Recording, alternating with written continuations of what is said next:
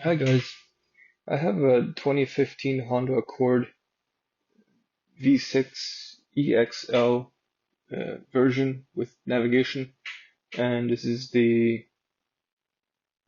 car for the Mexican market, the Mexican version, which means it's missing a few features such as blind spot navigation and I'm not sure what all, but yeah. Anyways, it has the touch screen, the small touch screen with the larger display up top. Very nice car. We really like it. We got it with about 55,000 miles, and it has close to 60 now. We got it this year, so it has quite low miles for the year 2015. Anyways, so what happened is I got locked out of the car, the radio, because I pressed a button which you should never press. I'll show you which button that is. But some people have seen the secret menu or the secret screen, that some would call it. So I want to show you how to get in there and also the secret screen. So first thing you want to do is just turn on the car without starting the motor, and then you want to make sure to lower the volume of whatever trash you're listening to. And the AC is starting to blow real loud, so I'm gonna turn it off shortly. Okay, so now there's three buttons you want to press, which is the navigation, the back, and the menu. It took me a while to figure this out. Most other videos don't have this information. They just have the buttons you press for the non-navigation model of this car. So you're gonna want to press and hold those three buttons for a bit, and then this menu comes up, and I've turned off the AC. So here you see a few options, features, which I never mess around with. You don't need to. You can access some of these just in the normal, easily accessible option menu. That's how you adjust it. Obviously, you turn the knob. And so these are some modes which I don't find very useful or necessary to do, but you can check a few information, some info here. GPS information is sort of cool. You can see what satellites the car is connected to, the elevation you're at. Apparently, I am flying, or it's just not very accurate, either one. I don't know. So you can just return or check the colors of the screen. I guess this is some kind of just to check if everything is working properly. Nothing you really need to do here. If you press ECU info, that does show you your radio serial, your serial number down there. But it took me forever because of the detecting up there, the flash detecting. So I'm sorry. I might fast forward this or not. But yeah, so important here is the serial number. So if you can't access it through the normal means, which is just in the settings, there's 100 videos showing you how to do that. This is another place you can find it. And you can find it even if you're locked out because of the anti-theft um, situation that you might be in. If you have disconnected the battery, oops, my focus. If you have disconnected the battery or or if you have pressed the button, which I will show you momentarily, you should never press. Uh, Unless you have the code for the radio, then it's not such a big deal. I did not have the code for the radio. So, and I'll get into a little bit later why I didn't have it and why it was hard for me to get. So, yeah, these are just little information details that some people might find interesting. And so now I'll show you how to get into the secret menu.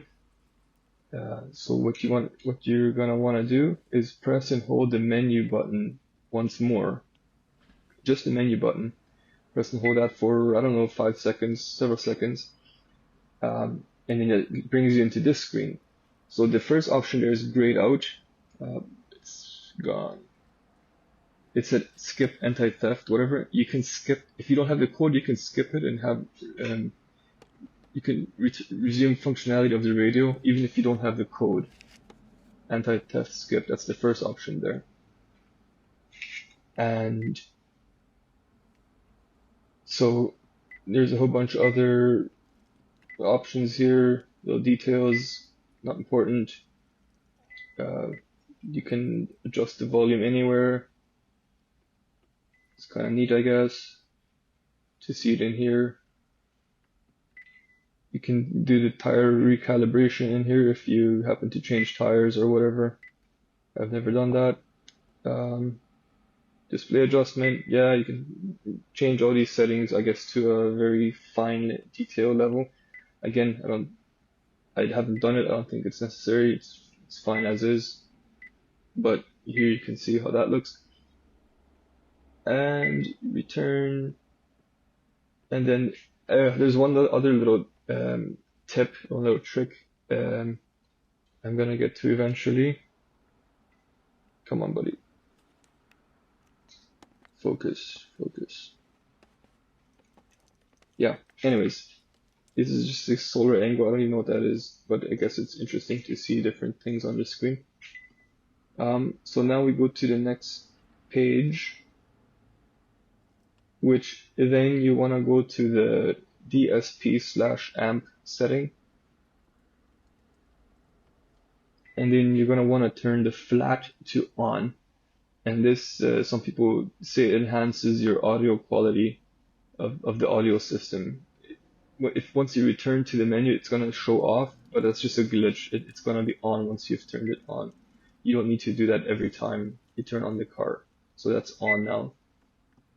And then the third screen, third page doesn't really have anything. You can test if your active noise cancellation, I guess you can diagnose if it's working.